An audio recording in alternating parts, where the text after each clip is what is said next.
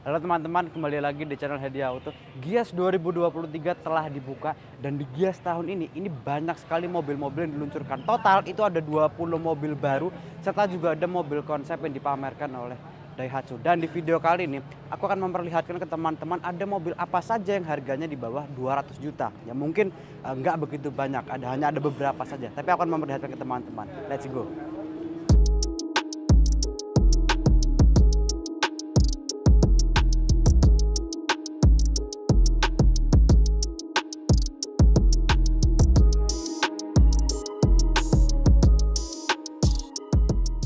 Kita mulai dulu dari Toyota. Yang di bawah 200 juta itu ada dua. Ada Toyota Agya dan ada Toyota Calya. Kita mulai dulu dari Agya. Jadi Agya itu ada beberapa varian. Yang di bawah 200 juta itu adalah Agya yang seperti ini, seperti di sebelah. Yang logo masih menggunakan logo burung seperti ini. Tapi yang sudah menggunakan varian GR itu sudah jauh di atas 200 juta dan itu dianggap lagi bukan sebagai LCGC. Harganya yang versi biasa datang dari mana ke Gias? 179 juta sampai 198 Dari Salatiga, juta. Itu varian paling Mau cari mobil tingginya. apa sih? Bagian belakangnya kita langsung lihat bagasinya. Enaknya sekarang adalah kita langsung bisa membuka bagasi dari tombol di sini aja nih. Jadi langsung buka aja. Nah, bagasinya dia memang lebih besar dibanding sebelumnya. Cuman dia agak tinggi bibir bagasi sehingga kalau misalnya mau mengeluarkan barang agak berat itu dia butuh effort lebih. Tapi bagasi dia lebih besar. Langsung kita lihat interiornya. Bagian row kedua dia bisa dibilang lega-lega banget enggak, tapi ini tinggiku 179 cm, sisa legroom dia lumayan banyak, sisa legroom dia nggak begitu, headroom dia nggak begitu banyak, tapi kursinya pun dia juga enak. Kita lihat bagian paling depannya. Interiornya memang dia simpel, tidak seperti yang versi GR yang lebih modern. Dia masih analog untuk instrumennya, tapi untuk head unit tengah dia sudah lumayan besar, di digital juga, AC pun juga sudah digital dia. Jadi oke lah ini, untuk di bawah 200 juta dia cukup modern dalamnya. Nah, satu lagi di Toyota adalah ini Toyota Calya. Harganya range ya starting dari 176 juta sampai yang paling tinggi itu 198 juta.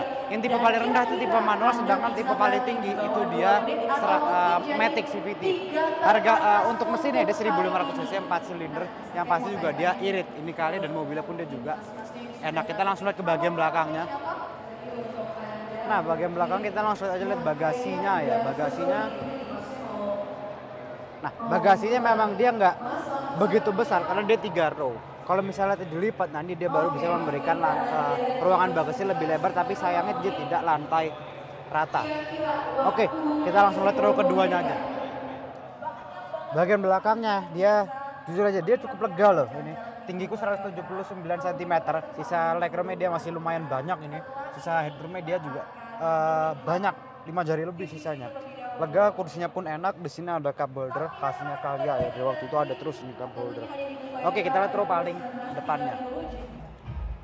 Untuk bagian paling depannya ini dia enak, terus terang enak. Dia kursinya, posisi nyetirnya ya cukup enak dia ini. Setirnya tidak bisa diatur lagi sudah. Di posisi setir sudah fix, dia duduk enak. Nah, ini di bawahnya enak ya, dia lebar ya, jadi kaki tuh mau kesini pun dia juga bisa. Unggulan Calya itu enak dia. Oke, kita langsung lihat ke Honda. Di Honda cuma ada satu, ada Honda Brio. Ya, jadi Honda Brio sama seperti di Agya ya. Jadi yang paling tingginya itu dia sudah di atas 200 juta. Sedangkan yang Brio Satya yang bukan RS itu harganya dia starting dari 165 juta sampai 190 juta. Masih di bawah 200 juta. Bentuk depannya bisa lihat memang dia kelihatan sangat sporty. Mesinnya dia 1200 cc 4 silinder. Kita lihat belakangnya, bagasinya seperti apa. Bagasinya ya, kita lihat membukanya ada di bagian bawah sini dia bagasinya. Nah, bagasinya dibanding Agya memang dia lebih dalam ya, lebih dalam dan sedikit tidak sebesar Agya memang, tapi dia cukup besar dan kursi pun masih bisa kita lipat lagi. Oke, kita lihat langsung interiornya. Nah, bagian row keduanya dia lega ya. Tinggiku 179 cm, sisa headroomnya lumayan banyak, nggak begitu banyak sih.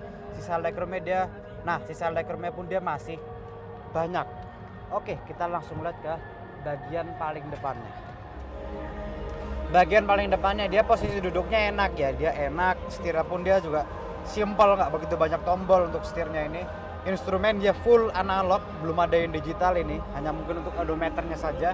Kalau untuk di tengah ini masih belum menggunakan multimedia, masih menggunakan radio seperti ini. Entah mungkin karena ini bukan yang versi RS ya, kalau yang RS mungkin dia sudah menggunakan full digital. Oke, kita langsung lanjut lihat apalagi di bawah 200 juta. Di Daihatsu juga ada dua, ada Daihatsu Sigra dan juga Daihatsu Ayla, sama kembarannya. Ini kembaran Toyota Calya, Ayla itu kembaran dari Toyota Agya. Untuk secara dimensi, lalu eksterior, memang dimensi dia sama persis dengan Toyota Calya. Untuk depannya saja mungkin dia sedikit berbeda, tapi lampu dia sama-sama sudah LED. Nah, harganya pun juga berbeda. Daihatsu Sigra, ini kelihatannya kayak ngeliat Calya juga sama soalnya. Daihatsu Sigra dia harga starting dari 136 juta sampai yang paling tinggi itu di 182 juta. Itu yang matic. Nah, ini sebelahku ini adalah yang manualnya. Yang paling tinggi itu adalah yang transmisinya dia sudah matic. Oke, kita lihat bagian belakangnya. Mungkin dia sama persis memang kayak Calya, tapi kita lihat aja seperti apa. Belakang ya, seperti aku bilang dia sama persis seperti di Calya, saudaranya soalnya. Nah, bagasinya ukurannya pun juga sama dia dengan Calya. Dia nggak begitu besar emang. Tapi kalau kursinya dilipat dia lumayan lah, bisa memberi ruang yang lebih banyak lagi sih. Ini pun juga masih bisa kita naikin lagi sehingga bisa memberi ruang yang lebih besar juga. Oke, kita lihat row keduanya. Atau enggak kita langsung ke row paling depannya saja, karena row kedua ketiga dia sama persis. Kita lihat paling depannya aja langsung. Nah, row keduanya dia lega, cukup lega. Dia juga posisi duduknya dia lebih tinggi dibanding yang bagian depan. Tinggiku 179 cm. Sisa legroom dia lumayan banyak. Sisa headroom dia lumayan banyak juga dia. Tapi tempat duduknya pun dia juga enak dan empuk. Calya dan Sigra ini tempat duduknya rata-rata empuk mereka nih tempat duduknya. Kita lihat langsung row pertamanya. Bagian paling depannya sama persis dia juga seperti di Calya. Instrumen sama, setir sama. Cuman ini dia yang versi manualnya aja yang aku lihat ini, tapi juga ada yang versi matic ya kalau teman-teman pengen. Penempatan transmisi pun rem tangan pun juga sama. Posisi duduk pun dia juga enak, sama persis seperti di Calya. Jadi basically kedua mobil yang sama tapi hanya beda brand aja ini. Oke, kita lihat langsung ke booth yang kita lihat Ayla, Daihatsu Ayla. Satu lagi di Daihatsu yaitu Daihatsu All New Ayla. Dia harganya starting dari 136 juta sampai yang paling tinggi itu adalah 184 juta harganya. Tipe terendah dia menggunakan transmisi manual, sedangkan tipe tertinggi atau tipe menengah ke tinggi dia sudah menggunakan transmisi CVT. Untuk desainnya memang dimensi segala macam dia mirip-mirip seperti Agya karena dia kembaran dari Toyota Agya juga. Bentuk dia mirip, interior pun juga mirip seperti Agya yang non GR. Cuman bedanya adalah dia tidak ada versi yang lebih sportinya seperti kalau di Agya itu adalah yang GR-nya, ini enggak. Dia harga tetap yang paling tinggi pun masih di bawah 200 juta. Kita lihat bagian belakangnya. Nah, kita langsung lihat bagasinya ya. Belakangnya dia agak beda sedikit memang sama Agya dia. Bagasinya, nah bagasi dia besar seperti Agya juga. Cukup besar bagasinya, bibir bagasinya pun dia juga cukup dalam. Jadi kalau misalnya meletakkan barang agak berat di dalam, mengeluarkannya lagi itu butuh effort yang lebih. Kita lihat langsung dalamnya. Nah, bagian belakangnya dia cukup lega, nggak lega-lega banget ya. Tinggiku 179 cm. Sisa legroom dia lumayan banyak ya, sisa headroom dia juga tidak begitu banyak. Dia tidak seperti di Agya ada lekukan ke dalam sehingga bisa memberi legroom luas. Dia rata seperti ini. Tapi oke lah, kursinya pun dia juga cukup empuk, cuman dia headrestnya kegabung aja nih dia semua. Jadi tidak terpisah dengan kursinya itu. Kita lihat bagian depannya. Bagian depannya dia juga sama seperti Agya. Dia masih analog untuk instrumen, nah head unitnya dia sudah digital juga. Dan posisi duduknya pun dia juga cukup enak. Cuman setirnya ini kosong plong, nggak ada tombol sama sekali. Betul-betul tombol kok, nggak ada tombol sama sekali. Tapi posisi duduk dia cukup enak deh posisi duduknya. Oke, kita langsung lanjut ke Suzuki. Kita lihat ada mobil apa yang di bawah 200 juta di situ. Di Suzuki ada satu yaitu Suzuki Espresso dan dia hanya tersedia dua varian. Hanya manual dan ada yang matic. Yang manual ya dia harga 168 juta 300 ribu. Sedangkan tipe yang maticnya dia 178 juta 300.000. Jadi bedanya persis 10 juta deh. Bentuknya memang dia kecil ya. Bentuknya dia kecil, sangat kompak sekali dan pasti dia sangat lincah untuk dipakai di dalam kota. Kita bagian belakangnya. Nah ini posisi bagasi sudah terbuka ya, karena kalau enggak membukanya itu harus dari bagian depan atau enggak menggunakan kunci di sini. Nggak ada tombolnya di sini.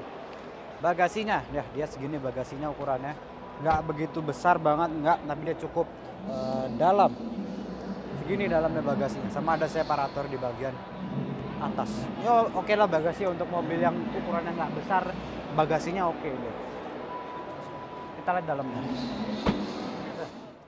Bagian row keduanya dia kursinya tegak ya, jujur aja dia kursi tegak. Terus membuka jendela dia masih menggunakan putar-putar seperti ini untuk membuka jendelanya. Tapi untuk lega apa enggaknya dia cukup lega lah. Tinggiku 179 cm. Sisa legroomnya lumayan banyak, sisa headroomnya dia juga nggak begitu banyak untuk headroomnya.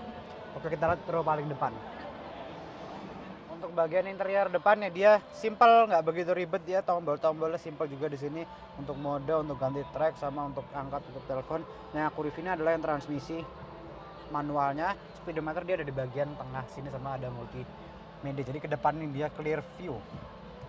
Oke, untuk posisi duduk sendiri dia ya oke lah posisi duduknya. Tapi fitur-fiturnya juga oke, dia ada auto start stop juga.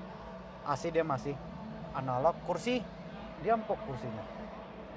Di Ceres ini dia kerjasama dengan DFSK dan mobil yang di bawah 200 juta tuh ini. Ya sebetulnya bukan yang ini, ada di belakangnya satu dia yang short range. Jadi ini adalah mobil listrik dan dia terbagi dua varian. Ada yang long range, ada yang short range. Yang short range yang di belakangnya ini itu dia range-nya bisa sampai 180-an kilo dan harganya dia 189 juta. Sedangkan yang di sebelahku ini adalah yang long range dan harganya sudah di atas 200 juta. Harganya dia 219 juta. Perbedaannya pun juga nggak begitu banyak, mungkin hanya ukuran baterainya, lalu juga range-nya saja dia yang lebih jauh, sama ada tambahan multimedia di bagian dalamnya. Tapi harga sangat luar biasa, yang berarti Wuling REV sekarang punya saingan dan saingannya lebih murah dibanding Wuling REV sendiri, berarti sangat luar biasa. Sekarang kita lihat ke bagian belakangnya seperti apa. Bagian belakangnya membuka bagasi cukup dari tombol sini aja, kita tekan dia langsung terbuka dan pintunya juga ini kecil banget pintunya ini. Oke, bagasinya ya nggak besar, sangat kecil bagasinya, dia segini aja mungkin pintunya ini. Tetapi dia cukup dalam juga ini untuk bagasinya dan kursinya ini masih bisa kita lipat lagi jika kita mau. Dan pintu bagasi untuk ukuran segini dia cukup berat juga aja pintu bagasinya. Oke, kita langsung melihat ke interiornya. Jadi interiornya nih, aku sangat suka dengan interiornya, kelihatan keren sekali dia. Setirnya enak digenggam, warna juga bagus, layar multimedianya. Ini bukan multimedia nih, instrumen ya, nggak begitu besar emang instrumennya. Sama ada multimedia di tengah. Nah ini yang membedakan antara short range dengan long range. Ada tambahan multimedianya juga di sini. Tapi tengahnya lega nih, kaki mau ke bagian sini pun juga masih bisa. Dan lihat nih, electric parking, brake, auto start stop semua sudah ada. Dan ini untuk jendela sama ada chargernya di sini. Jadi untuk mobil dengan harga segini kita mendapatkan fitur-fitur yang ya mungkin nggak lengkap tapi oke juga dia. Ada cruise control juga. Ini sudah menggunakan tombol-tombol tekan seperti haptic touch, nih sentuh aja ini. Keren loh ini. Keren banget. Di Wuling sebetulnya di bawah 200 juta itu ada satu, ada Wuling Formo. Harganya itu dia mulai dari 146 juta sampai yang paling tinggi itu sekitar 160 sampai 170 juta yang paling tinggi. Tapi sayangnya di Gias ini yang Formo dia nggak dipajang, dan aku kira pun juga yang Convero ini dia harga di bawah 200, ternyata dia sudah tembus 200 juta. Jadi mungkin itu aja mobil-mobil di bawah 200 juta. Nah, oke teman-teman, terima kasih telah menonton reviewku. Jangan lupa di like, share, komen, dan subscribe. Dan juga semoga video ini bisa membantu teman-teman untuk memilih mobil yang tepat yang harganya di bawah 200 juta. Terima kasih telah menyaksikan. Sampai jumpa di video selanjutnya.